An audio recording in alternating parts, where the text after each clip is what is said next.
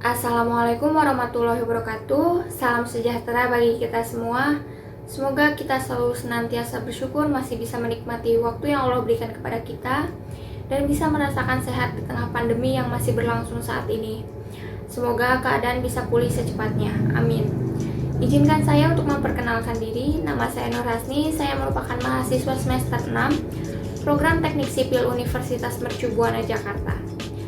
Dalam video ini, izinkan saya untuk bisa berbagi sedikit pengetahuan kepada audiens semua berkaitan dengan judul topik yang saya akan ambil, yaitu dampak penggunaan bahasa gaul dalam kehidupan sehari-hari terhadap bahasa Indonesia. Mari kita sama-sama mengupas mengenai fenomena penggunaan bahasa gaul yang ada di Indonesia, yang nyatanya sudah bukan hanya menjadi tren sesaat, namun sudah menjadi gaya bahasa, gaya kehidupan di sekitar masyarakat Indonesia. Yang nyatanya ternyata bahasa gaul atau bisa disebut slangnya bahasa Indonesia ini ditakutkan akan menggeser keberadaan bahasa Indonesia sebagai identitas bangsa. Seperti apa? Mari kita bahas bersama. Bahasa adalah bagian dari kebudayaan. Bahasa dapat pula dijadikan alat integrasi sosial dan alat adaptasi sosial. Bahasa gaul sendiri merupakan bahasa yang diciptakan oleh sekelompok remaja atau orang yang dimana kosakatanya itu terus bertambah, berkembang, dan bertumbuh setiap harinya, dan kosakatanya hanya dimengerti oleh kelompok tersebut. Pemakaian bahasa Indonesia dalam kehidupan sehari-hari mulai bergeser oleh penggunaan bahasa gaul. Interferensi penggunaan bahasa gaul juga terkadang muncul dalam situasi resmi, di mana hal itu mengakibatkan penggunaan bahasa Indonesia menjadi tidak baik dan tidak benar. Terdapat 4 pokok bahasan yang ingin saya sampaikan dalam presentasi ini. Yang pertama, pengertian dari bahasa Indonesia dan bahasa gaul. Yang kedua, penggunaan bahasa gaul di tengah kehidupan sosial masyarakat Indonesia dan pengaruhnya terhadap eksistensi bahasa Indonesia. Yang ketiga, mengetahui dampak positif dan dampak negatif dari adanya penggunaan bahasa gaul. Dan yang keempat, pentingnya memahami dan menggunakan bahasa Indonesia yang baik dan benar di tengah eksistensi keberadaan bahasa gaul. Baik, mari kita masuk ke pokok bahasan pertama, yaitu mengenai pengertian bahasa Indonesia dan bahasa gaul. Yang pertama, bahasa. Menurut Kamus Besar Bahasa Indonesia, bahasa merupakan suatu lambang atau secara istilah dapat diartikan sebagai alat komunikasi yang berupa sistem lambang yang dihasilkan oleh alat ucap pada manusia. Lalu yang kedua ada pengertian bahasa Indonesia. Bahasa Indonesia merupakan bahasa yang diadaptasi dari bahasa Melayu dan dijadikan sebagai bahasa resmi bagi Republik Indonesia. Bahasa Indonesia sendiri dijadikan bahasa pemersatu bangsa, di mana kita tahu di Indonesia terdapat 34 provinsi dengan beragam bahasa daerah. Sebagai contoh, seseorang dari suku Sunda ketika bertemu dengan seseorang dari suku Jawa tidak mungkin mereka berinteraksi satu sama lain menggunakan bahasa daerah masing-masing karena tentu berbeda. Maka dari itu mereka menggunakan bahasa Indonesia untuk memudahkan komunikasi mereka. Guna membangun citra yang baik dari suatu bangsa, maka bangsa itu sendiri harus memahami dan mencintai bahasanya. Lalu yang ketiga yaitu pengertian bahasa gaul. Bahasa gaul merupakan cabang bahasa Indonesia sebagai bahasa untuk pergaulan. Istilah ini mulai dikenal pada tahun 1980-an. Biasanya, bahasa gaul digunakan dalam komunikasi untuk kelompok tertentu. Hal ini ditujukan untuk mengekspresikan diri karena mereka memiliki hal-hal yang tidak ingin diketahui oleh orang di luar kelompok mereka. Maka dari itu mereka menciptakan tata bahasa sendiri agar bahasa tersebut hanya dimengerti oleh kelompok mereka.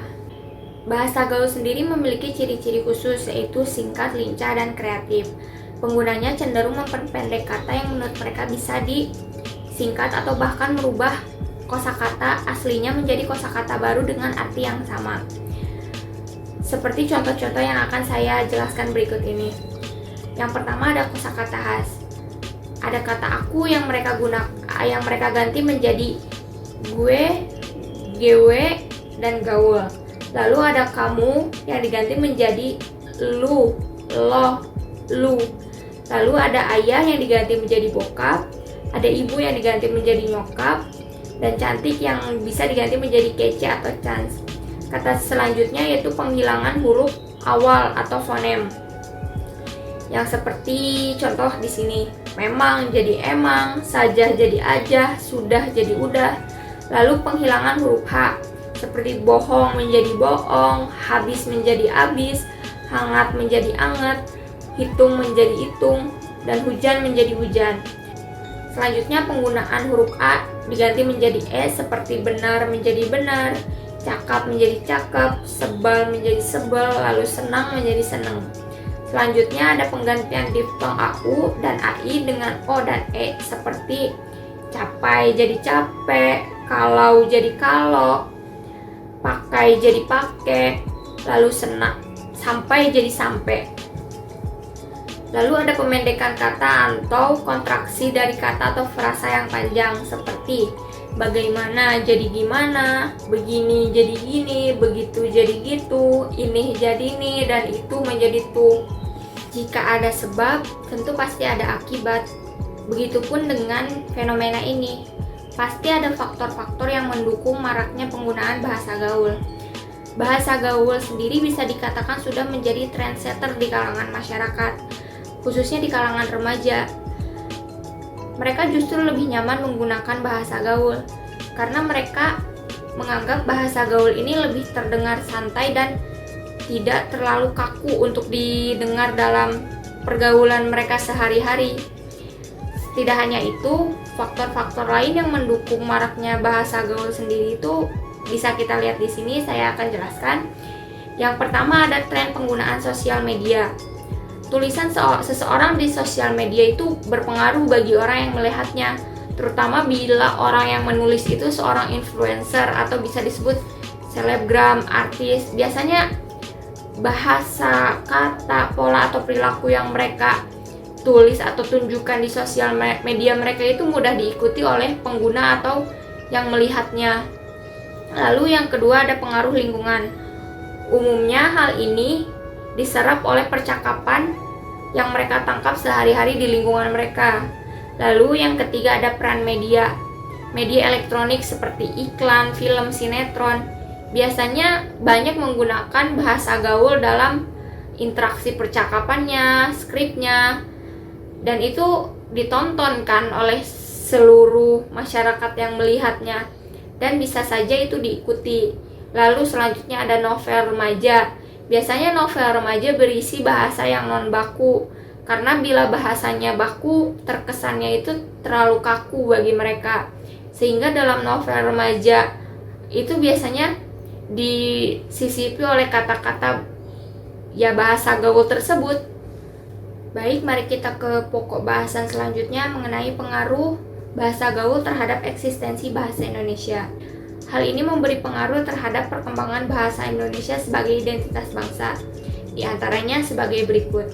Yang pertama, eksistensi bahasa Indonesia yang mulai terancam dan terpinggirkan. Jika generasi muda negeri ini saja sudah enggan atau tidak mau melestarikan bahasanya, bukan tidak mungkin bahasa Indonesia akan pudar dengan sendirinya. Bahkan bahasa Indonesia akan semakin sempoyongan memikul bebannya sebagai bahasa nasional. Lalu yang kedua ada menurunnya derajat bahasa Indonesia. Jika dimintai pendapat, bahkan saya sendiri, jika memilih menggunakan bahasa Indonesia yang baku dengan menggunakan bahasa gaul dalam kehidupan sehari-hari, tentu saya dan kalian mungkin akan memilih menggunakan bahasa gaul kan, karena lebih mudah diucapkan. Namun justru ini membawa dampak yang cukup buruk bagi perkembangan bahasa Indonesia, di mana derajatnya akan semakin menurun dan orang-orang akan enggan untuk mempelajari bahasa Indonesia yang baik dan benar. Lalu yang ketiga ada menyebabkan punahnya bahasa Indonesia.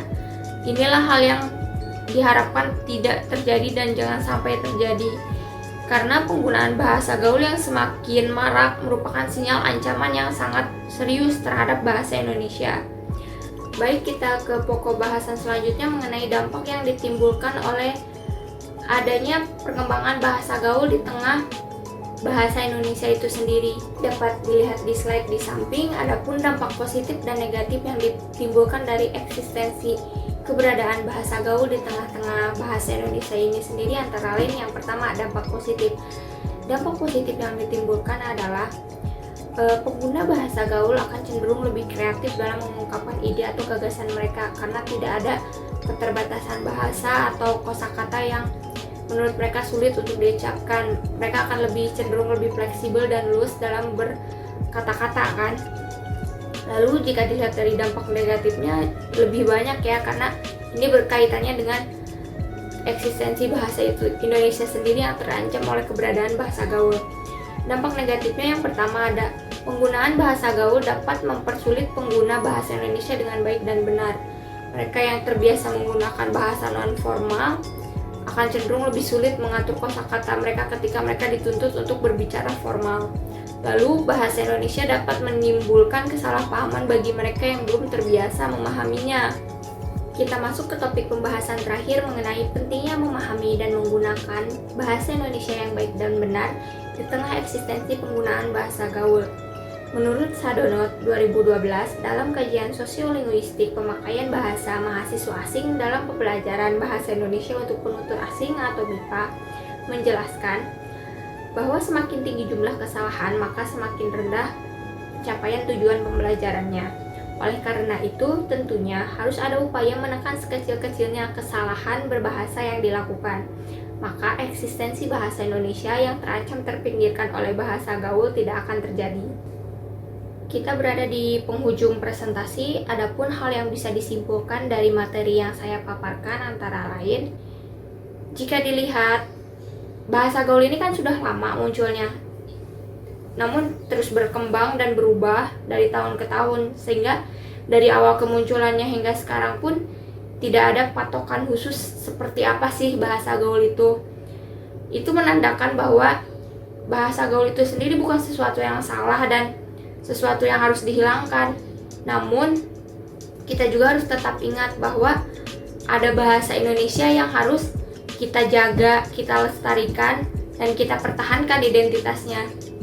Sah-sah saja menggunakan bahasa gaul di dalam kehidupan sehari-hari, seperti saat bercakap-cakap dengan teman, atau bertukar pesan dengan teman, atau hal-hal yang bersifat tidak formal lainnya. Namun ketika saat diskusi, menulis karya ilmiah, rapat, atau hal-hal yang bersifat formal lainnya, kita usahakan untuk menggunakan bahasa Indonesia yang baik dan benar, dan itu bisa dijadikan salah satu cara untuk tetap melestarikan keberadaan bahasa Indonesia.